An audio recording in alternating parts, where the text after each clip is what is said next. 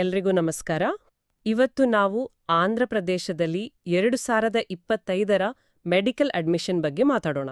ಹೌದು. MBBS, BDS ಮತ್ತೆ ಆಯುಷ್ ಕೋರ್ಸ್ಗಳಿಗೆ ಹೇಗೆ ಸೇರೋದು ಅನ್ನೋದ್ರ ಬಗ್ಗೆ. ನಮ್ಮ ಮುಖ್ಯ ಮಾಹಿತಿ ಮೂಲ ಅನ್ಲೆ doctor NTR university of health sciences NTL UHS ಮತ್ತೆ ಡಾಕ್ಟರ್ YSR ಯೂನಿವರ್ಸಿಟಿ ಅಲ್ವಾ? ಹೌದು. ಅವರ ಅಧಿಸೂಚನೆಗಳೇ ಆಧಾರ.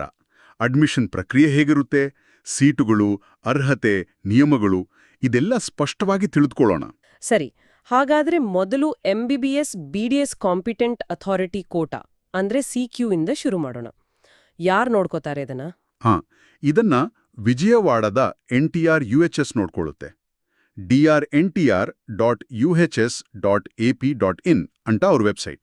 ಓಕೆ, ಸೀಟುಗಳು ಎಲ್ಲಿಂದ ಬರ್ತವೆ? ಈಗ ಗವರ್ನಮೆಂಟ್ ಕಾಲೇಜುಗಳಲ್ಲಿ ಆ 15% ಆಲ್ ಇಂಡಿಯಾ ಕೋಟಾ ಹೋಗುತ್ತಲ್ಲ, ಹೌದು, AIQ ನಂತರ ಉಳಿದ ಸೀಟುಗಳು. ಮತ್ತೆ ಪ್ರೈವೇಟ್ ಕಾಲೇಜುಗಳಲ್ಲಿ ಕ್ಯಾಟಗರಿ ಎ ಅಂತ ಇರುತ್ತೆ, ಅದರಲ್ಲಿ 50% ಸೀಟುಗಳು ತಿರುಪತಿಯ SVIMS ನ ಸೀಟುಗಳು ಸೇರಿವೆ.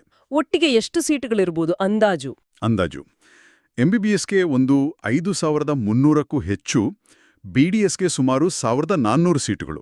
ಇದು CQ ಮತ್ತೆ MQ ಸೇರಿ ಅನ್ಸುತ್ತೆ. ಈಗ ವಿಶಾಖಪಟ್ಟಣದ AMC, ಕರ್ನೂಲ್ KMC ಎಲ್ಲ ಇದರಲ್ಲೇ ಬರುತ್ತೆ.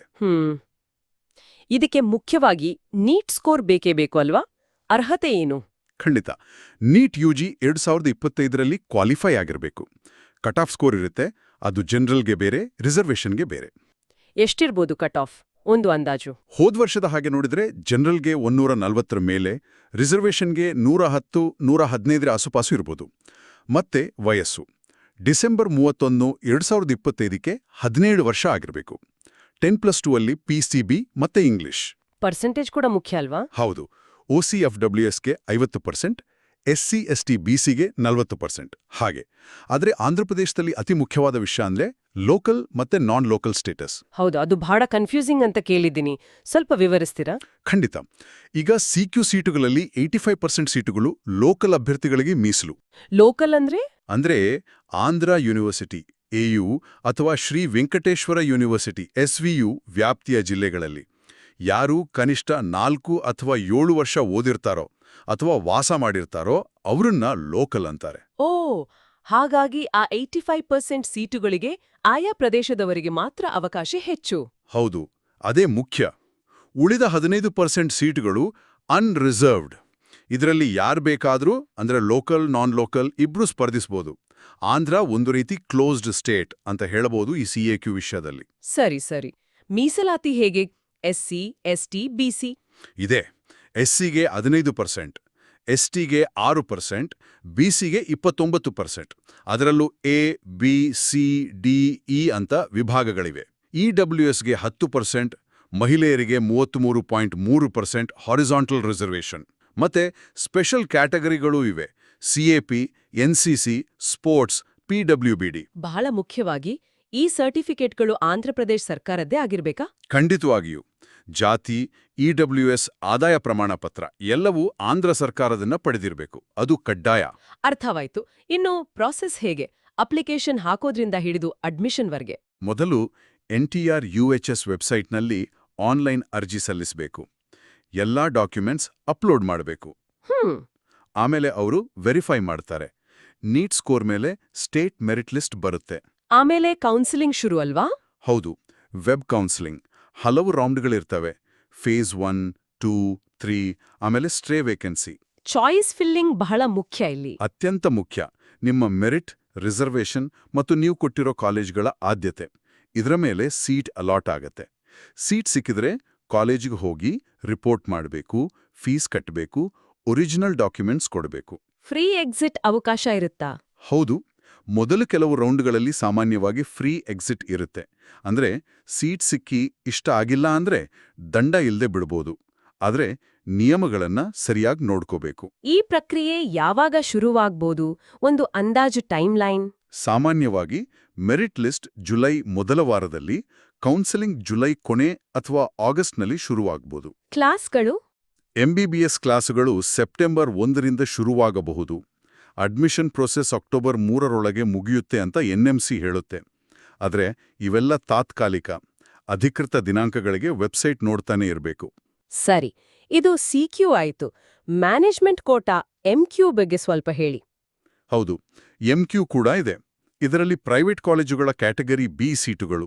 B1 ಅಂದ್ರೆ ಅಖಿಲ ಭಾರತ, B2 ಅಂದ್ರೆ ಆಂಧ್ರ ಲೋಕಲ್, ಮತ್ತೆ ಕ್ಯಾಟಗರಿ ಸಿ ಅಂದ್ರೆ NRI ಸೀಟುಗಳು ಇರುತ್ತೆ. ಕೆಲವು ಹೊಸ ಗೌರ್ಮೆಂಟ್ ಕಾಲೇಜುಗಳಲ್ಲೂ ಸೆಲ್ಫ್ ಫೈನಾನ್ಸ್ NRI ಸೀಟುಗಳು ಇರಬಹುದು. ಇದರ ಪ್ರಕ್ರಿಯೆನೂ ಸೇಮ್ ಕೌನ್ಸಿಲಿಂಗ್ ಮೂಲಕನಾ? ಸಾಮಾನ್ಯವಾಗಿ ಹೌದು, ಅದಕ್ಕೂ ಆನ್ಲೈನ್ ಕೌನ್ಸಿಲಿಂಗ್ ಇರುತ್ತೆ. ಓಕೆ, ಈಗ ಆಯುಷ್ ಕಡೆ ಬರೋಣ. BAMS, BHMS, BUMS.